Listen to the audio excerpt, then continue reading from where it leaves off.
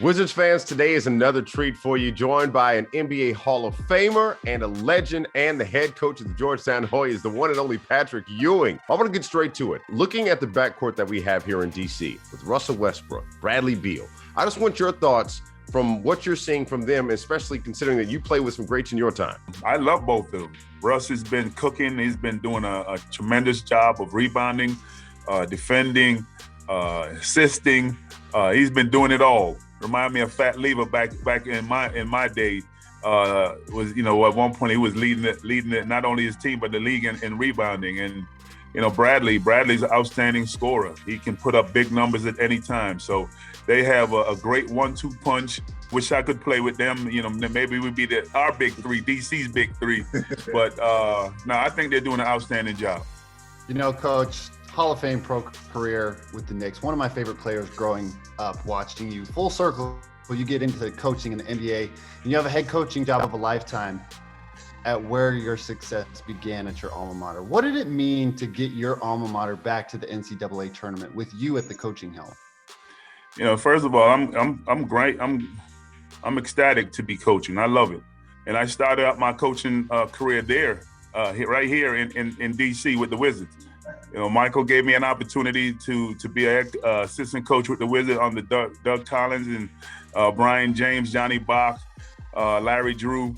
That was our staff. I fell in love with coaching that day, and it's great to see it come full circle. Me being back here at my alma mater, coaching these guys, and we've had our ups and our downs.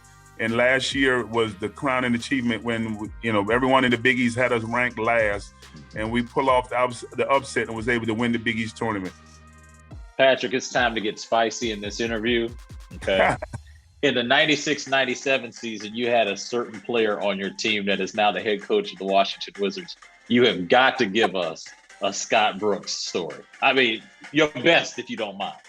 Scott, he's been around a long time. He was on the Houston team when they beat us for the championship. Then I had the opportunity to play with him.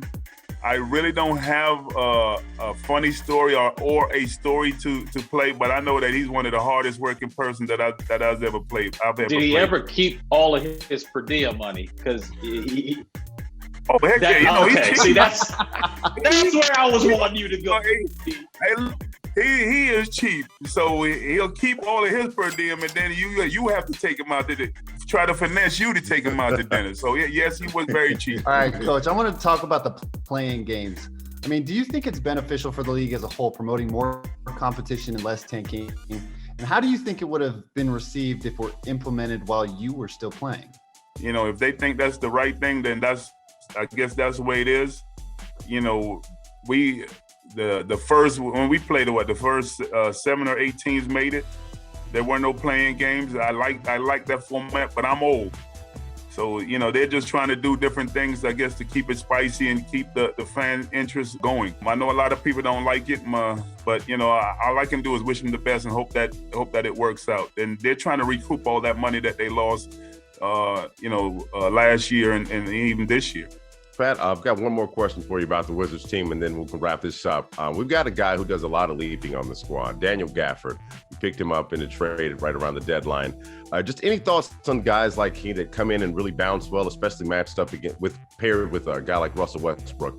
Well, I think that's great for him because he knows Russ is going to give him the ball. Russ is not only going to score, but he's also a facilitator. And I watched one of the games, I forgot what game it was, when he came down in the middle and he dunked on someone so hard. I'm like, woo! I saw the bench jumping, everybody applauding. Now he's a very athletic young man, and both he and Russ is not as athletic as he once was, but I know he's very happy to be able to play with a guy like him he knows if he's open, he's going to get the ball.